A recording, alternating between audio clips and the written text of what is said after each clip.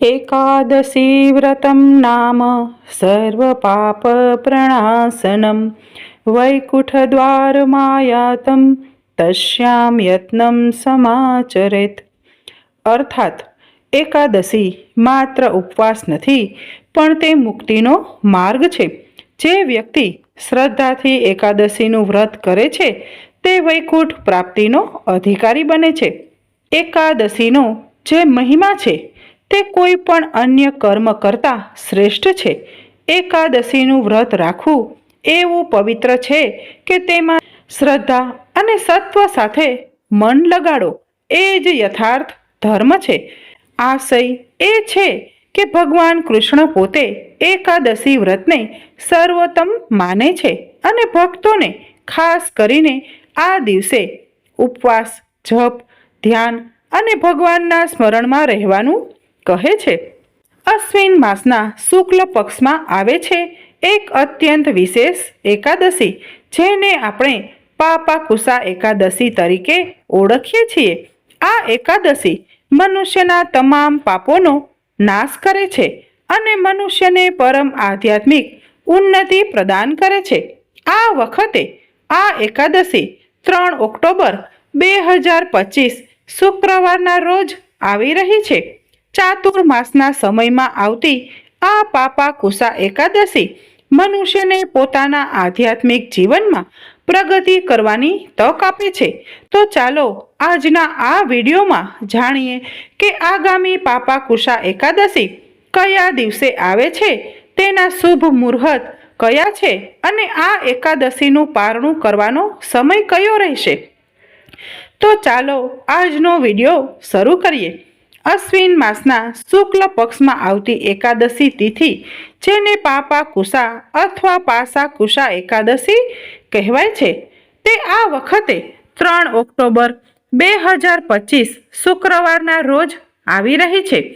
આ એકાદશી વ્રતનું પારણું કરવાનો સમય બીજા દિવસે એટલે કે 4 ઓક્ટોબર 2025 શનિવારના રોજ સવારે 6:22 થી 10:17 વચ્ચે રહેશે। એકાદશી તિથિ 2 ઓક્ટોબર 2025ના રોજ રાત્રે 7:10 વાગ્યે શરૂ થશે અને 3 ઓક્ટોબર 2025ના રોજ સાંજે 6:32 વાગ્યે સમાપ્ત થશે। તેથી ઉદય તિથિ અનુસાર આપણે પાપાકુશા એકાદશીનું પાલન 3 ઓક્ટોબર 2025 શુક્રવારના રોજ કરવાનું રહેશે। આ દિવસે બ્રહ્મ મુહૂર્ત સવારે 4:38 થી 5:26ની વચ્ચે રહેશે। સૂર્યોદય સવારે 6:15 વાગ્યે થશે અને સૂર્યાસ્ત સાંજે 6:05 વાગ્યે થશે। સવારે ભગવાન વિષ્ણુની પૂજા અર્ચનાનો સમય સવારે 5:02 થી 6:15ની વચ્ચે રહેશે। સાંજે ભગવાન શ્રી કૃષ્ણની પૂજા અર્ચના, કીર્તન, દીપ પ્રજ્વલન અને દીપદાનનો સમય સાંજે 6:05 થી 7:18ની વચ્ચે રહેશે। આ વખતની પાપાકુશા એકાદશીમાં સર્વાર્થ સિદ્ધિ યોગ અને રવિ યોગ પણ બની રહ્યો છે અને આ બંને યોગ અત્યંત પુણ્યશાળી અને મંગળમય ગણાય છે।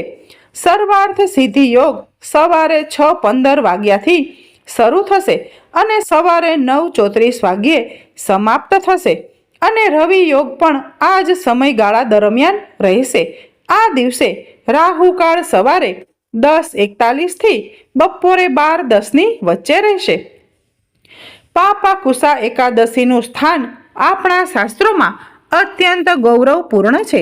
પદ્મ પુરાણમાં ભગવાન શ્રી કૃષ્ણ સ્વયં યુધિષ્ઠિર મહારાજને કહે છે કે હે યુધિષ્ઠિર મહારાજ, જે ભક્ત શ્રદ્ધાપૂર્વક પાપાકુશા એકાદશીનું વ્રત કરે છે તે તમામ પાપોમાંથી મુક્ત થઈને અંતે ભગવાન વિષ્ણુના ધામને પ્રાપ્ત કરે છે। આ એકાદશીનું નામ પોતે જ અર્થપૂર્ણ છે। પાપ એટલે આપણે જે કંઈ પણ ખરાબ કર્મો કે પાપ કર્મો કરીએ છીએ અને અંકુશા એટલે તેના પર નિયંત્રણ, એટલે કે આ એક દિવ્ય તિથિ છે જે આપણા જીવનના પાપો પર અંકુશ લગાવવાની શક્તિ ધરાવે છે।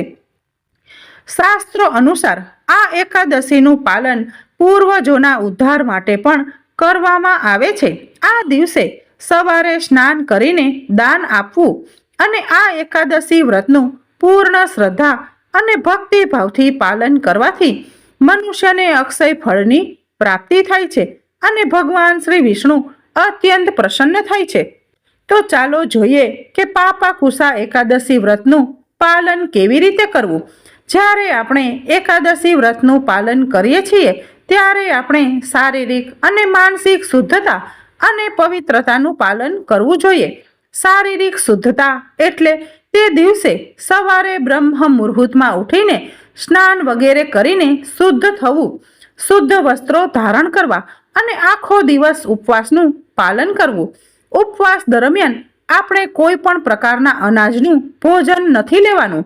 જો જરૂર લાગે તો ફળ, દૂધ, ફળોનો રસ કે પછી એકાદશી વ્રતનો પ્રસાદ લઈ શકાય છે, પરંતુ અનાજનું ભોજન લેવું ન જોઈએ. માનસિક શુદ્ધતાનો અર્થ એ છે કે સવારે ભગવાનની મંગળા આરતી કરવી અથવા તેમના દર્શન કરવા અને પછી તુલસી દેવીની પૂજા કરવી, તેમની સમક્ષ બેસીને હરે કૃષ્ણ મહામંત્રનો જાપ કરવો. આ મહામંત્રની વધુમાં વધુ માળાનો ધ્યાનપૂર્વક જાપ કરવો. આખો દિવસ દરમિયાન પણ તમે આ માળા પર જપ કરી શકો છો. ભગવાનની કથાનું શ્રવણ કરવું અને ભગવદ્ ગીતા, શ્રીમદ ભાગવતમ જેવા ગ્રંથોનો અભ્યાસ કરવો. એકાદશીના દિવસે માનસિક શુદ્ધતાનો અર્થ એ પણ છે કે કોઈના વિશે ખરાબ વિચારો મનમાં ન લાવવા, કટુ વચન ન બોલવા, આળસ, અહંકાર અને ક્રોધ ન કરવો, અસત્ય વચન વગેરેથી બચવું, વ્યર્થની વાતો અને કાર્યોમાં સમય ન બગાડવો અને પોતાની માનસિક ચેતનાને વધુમાં વધુ ભગવાન શ્રી કૃષ્ણ પર કેન્દ્રિત કરવી. આ રીતે નિષ્ઠાપૂર્વક એકાદશી વ્રતનું પાલન કરીને બીજા દિવસે દ્વાદશીએ આ વ્રતનું પારણું કરી શકાય છે. પારણાના સમયે પણ ધ્યાન રાખવું કે શાસ્ત્ર વિધિ અનુસાર તમે આ પાપાકુસા એકાદશી વ્રતનું પારણું કરો. હવે ઘણા ભક્તોનું એકાદશીના બીજા દિવસે દ્વાદશીએ એટલે કે બારસનું વ્રત પણ હોય છે, કારણ કે ઘણી વખત ત્રયોદશી તિથિ દ્વાદશીમાં સમાવિષ્ટ થઈ જાય છે. આવા સમયે એકાદશીના બીજા દિવસે જ ત્રયોદશીએ પ્રદોષનું વ્રત આવી જાય છે અને આ વખતે પણ આવું જ શનિ પ્રદોષ વ્રત પાપાકુસા એકાદશીના બીજા દિવસે આવી રહ્યું છે. તો આવી સ્થિતિમાં એકાદશીનું પારણું કેવી રીતે કરવું? જ્યારે તમે એકાદશી વ્રતનું પારણું કરો ત્યારે સૌથી પહેલા શાસ્ત્રોક્ત નિયમોનું પાલન કરી લો. બ્રાહ્મણોને ભોજન કરાવવું, ભગવાનને ભોગ અર્પણ કરવો, પોતાની ક્ષમતા અનુસાર દાન આપવું અને બાકીના તમામ પારણાના નિયમોનું પાલન કરવું. તે પછી જ્યારે તમારે પોતે પારણું કરવાનો સમય આવે ત્યારે સૌથી પહેલા ભગવાન શ્રી હરિને પ્રાર્થના કરો. આ એકાદશી વ્રતનું પારણું કરવા માટે તમે અનાજના એક દાણાનો સ્વીકાર કરી રહ્યા છો અને તે પછી તમે તમારું શનિ પ્રદોષ વ્રત યથાવત ચાલુ રાખશો. આ રીતે પ્રાર્થના કર્યા પછી ભગવાન હરિના આશીર્વાદની યાચના કરીને ભગવાનને અર્પણ કરેલ ચોખાનો એક દાણો સ્વીકારીને તમે તમારું એકાદશી વ્રતનું પારણું કરી શકો છો. આમ કરવાથી તમારું પ્રદોષ વ્રત ખંડિત થશે નહીં અને એકાદશી વ્રતનું પારણું પણ થઈ જશે. આ શાસ્ત્રોમાં જણાવેલી વિધિ છે અને તેનો પુરાવો અમરીશ મહારાજની કથા છે. તો આ હતી આગામી પાપાકુસા એકાદશી વિશે સંપૂર્ણ માહિતી. આશા છે કે આ માહિતી તમને ઉપયોગી લાગી હશે.